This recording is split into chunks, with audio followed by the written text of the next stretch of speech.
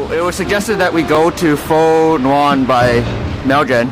He told me it was a hole in the wall, and he told me it was probably gonna be a little bit small, but it's like the smallest place ever. There are no tables inside. He had the power of the internet, and we decided to find another pho place. We figured Kingsway was a good place to look for a pho place. So we ended up at Mui Ngo Gai. Any Vietnamese speakers out there that want to correct me, feel free. But anyway, yeah. So this is where we're gonna end up now. This place is actually a little bit different than most other pho places because you're able to get like the rare beef and the lean meat and beef flank and stuff. What's interesting is you actually get to choose which noodle to go with your pho. Normally it's just pho, right?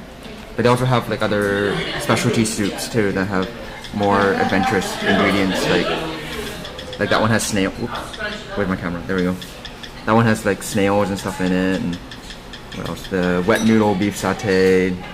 Chicken's pretty normal. There's also seafood. Crab cakes. Crab cakes with pork blood. So.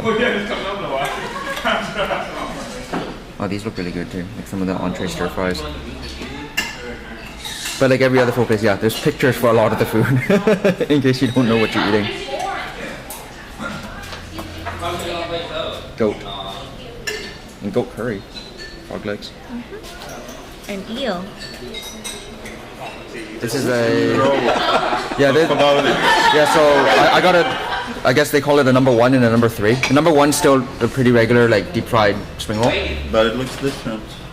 If you look at the interior structure of the Well, that's a solid lattice form, or is it lettuce form? Lettuce. That's right. We have a Exactly. good distribution of shrimp and ham.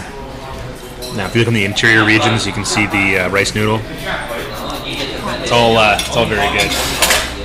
Yeah, so this other salad it's similar, except instead of the shrimp and the ham, it's barbecued pork. But it's otherwise the same, so you still get the rice paper and the lettuce and the vermicelli noodles. Hello, Bell Network. How are you? I missed you. Hi. How are you? Okay, so I got my new iPad 3rd generation, not iPad 3. It's not called the iPad 3. And well, it felt a little fragile to begin with because it's glass and aluminum, and those things scratch and break easily. Yeah, and so I decided to go out and try the Griffin Survivor. They make a version for the phone. I guess the benefit of having an iPad is that there's so many accessories made for it that you're able to get every kind of case. So after trying a couple other cases that were just terrible, I settled on this one. It's got a full screen protector on it. It's got really, really thick rubber outer shell casing. You can see how skinny that is. There's some plastic protection around the camera and buttons. Yeah, it's overall pretty nice. And now I can go out for lunch and be reading the iPad and not have to worry about getting it dirty because you just wipe the screen off. How much? This one was, well, when I could find it, because everywhere is sold out of it. I finally found it at London Drugs, and it was, I think, $70. But it's super heavy duty. And actually, one cool thing about it is it comes with a little stand that I didn't bring that either pops it up like this or pops it up like this, which is a good typing angle. And it clips on either side, but it actually gives you a nice handhold on here as well, because there's not really anything to grab onto on the iPad when you're just sort of holding it like this. So it gives you a good grip when you're actually using it. So one thing I don't like about it is that the home button actually sticks out. It should be recessed because it's very easy when you're just holding it to accidentally push it because it's sticking out. So I would like to have seen them do that. Even though they say that this is compatible with the new iPad, you have to make sure you get the one that actually says iPad 2 and new iPad. Because if you get the one same box and it just has iPad 2, it won't fit. Satay beef. Wow, look at this. They're like the same. Oh my goodness. No, that has more slime. What kind of soup is this? It's just the regular soup Regular base. soup. This is snail broth. Clear. Yeah.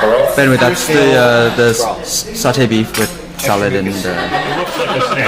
I think it's called escargot there. I took many years of French. As a foodie, obviously you would know the proper pronunciation that it would be called escargot. Of course. Yeah. Just like they're called jalapenos. Jalapenos and gyros. Nose, lasagna, Lasagna. Fajitas. champagne. No, he doesn't. Maybe this is why you didn't get the Richmond 365. Where do we go to get free comic books, Michael? Okay, so today is Free Comic Book Day. So it's once a year, a bunch of comic book companies, they give out the free comics, and you got to go to the comic book stores to get it. So I got Avengers, Transformers. So they actually have some pretty decent ones, right? Mega Man, Spider-Man, Peanuts, nice. and some. What the hell's that? Jacques. So you got I don't know. Where's the figure? But yeah, there's a select number of has to locations be- around most cities in North Oh, dude, America. it's like And you stabbing just go burger. to the desk that's towards the back and you have a stack of comic books for you. So by the time this video goes up, comic book day will be over, but you can look forward to it next year, and you can find the locations on comic book. I think it's freecomicbookday.com is where you can look up locations. Just put up your zip code or your postal code and it'll tell you the location. Pretty cool. Free comics and Adventure Time too. Yeah, we got them at Tasmanian Comics on Hastings, but there's like a half dozen locations or so in Vancouver. Dude, what we the get hell's free going on comics. in this? Pretty cool. It's like people- Free comics. So the gadget of the week is the Samsung QF20. It's a compact consumer camcorder. There's no memory built in, so you do have to supply your own SD cards. It shoots up to 1080i or 720p. At 1080i, you get just over an hour on an 8GB card. The screen can flip out so you can kind of see yourself there. This is a 2.7-inch touchscreen LCD, and it has built-in Wi-Fi, so you can upload directly to Facebook and that kind of thing. 20 times optical zoom with the 2 times digital zoom. If you want to use it, brings it up to 40 as a net. So you can see the controls from the back there. Really simple, and it's supposed to work when you flip it upside down. If you're left-handed, have it that way. So I don't know if this can actually flip. Oh, it did work. There you go. So if you're left-handed, you can actually hold it the other way, and it still works just the same.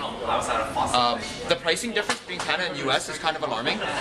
When I looked it up on a Canadian site, it was listed at $399.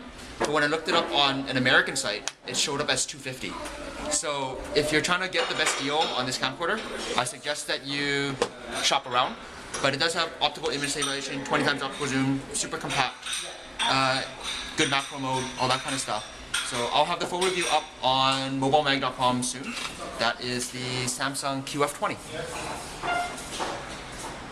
Here's what I want to know about Chinese food. Okay? Let's know what he's asking. You go into like a supermarket or you come here and it's like tendon, tripe, fat. I mean, it's edible, but if that's so popular, who's eating the good part? Like, did they just throw the prime rib away in China and just like, oh yeah, beef tendon? Like, seriously, somebody's got to clear that up for me. No, they still eat the other parts, but I'm guessing that many of the awful cuts or like tendon and tripe and stuff, that was like peasant food a long time ago. They had to eat that. A long time ago. Even now. Yeah, Like, where can you get a steak in China? You can get a steak in China. You can get a steak in China. Yeah. I'm just guessing that there's so many people that they run low on. Well, we're certain doing pretty things. good here, so I don't know whether we really need to eat tripe. But it's delicious. We eat it because it's delicious. We eat it because we have not because we have to, but it would have started because you had to. And Chinese people aren't the only people to do that, right? Because if you go to like England or like Germany and stuff, they eat. In Europe, it's Very common to eat like basically even the agreed internal that organs like in liver. North America, we've kind of gotten to a point where we're eating the good stuff. but we continue to choose to eat like organs and stuff because we just like Speak for yourself. we like to eat like organs and guts and tripe and stuff because it tastes good. Because it I will tastes eat good. tripe all day long. Like it's Yeah. I love tripe. Ever since I was a little kid, I love that stuff. Except for this guy that refuses to eat chicken feet. Hey, I eat that. I don't eat chicken feet. No feet. No feet. What about pork anus? I've had pork intestine. Yep.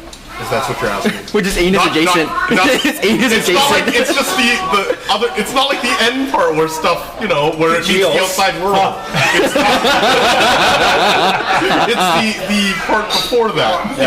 You don't want the I don't know what it's called. I don't like anything like contact the valve. species. It's like, you don't want the valve. I don't know what it is. Valve? You don't eat the sphincter if that's what you mean. And on that bombshell, that's another episode of .com phone. Good night.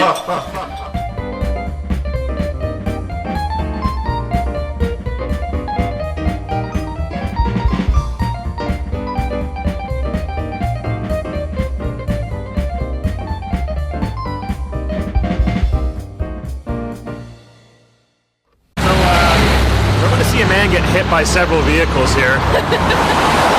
Buses, construction, all in the pursuit of the perfect photograph. Well, you did say you wanted to be a war photographer. This is just as dangerous.